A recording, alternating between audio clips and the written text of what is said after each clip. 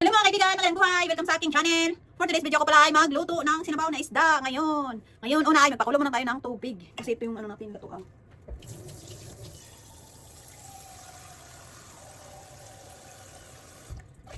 Damihan ko ng sabaw para mayroon tayong pang leftover.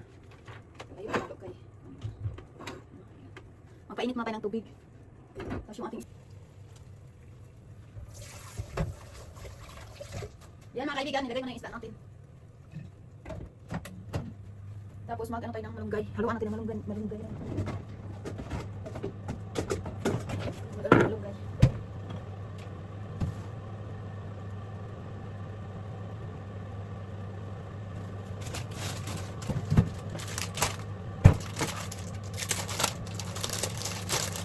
Lagyan natin yung ating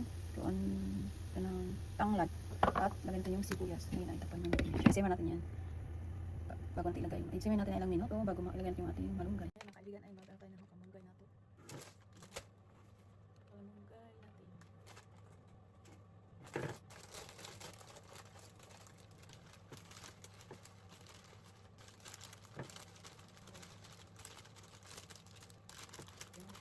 Pero okay pa naman yung malunggay natin. Tapos di ba? Hindi pa naman naman ito. Kailangan natin lutuin na mga kaibigan. Piliin lang natin yung ano. Pero okay pa naman siya. Yung sabado ko ito binili ba? Kasi kailangan kumain ng malunggay.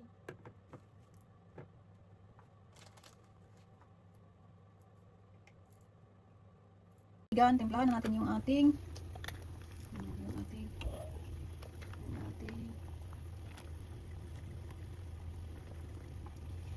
ulam. Yan o. Ito yung seasoning powder. At yan, kumulo na siya. Hugasan na natin yung malunggay natin.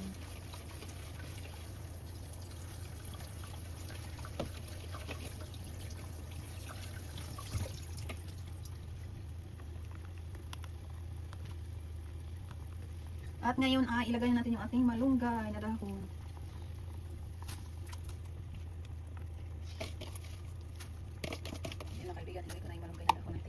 Kaibigan ay naluto na yung ating malunggay na dahon, kaya yan, pwede natin yan i-off yung ating kaibigan, off na natin yan kasi luto na yung ating malunggay na dahon. Tatapan mo natin yan para maluto talaga siya. Yan mga kaibigan, di ba? Yan yung ulam ko pahapunan para may ulam din ako para bukas. Ayan lang mga kaibigan, thank you for watching.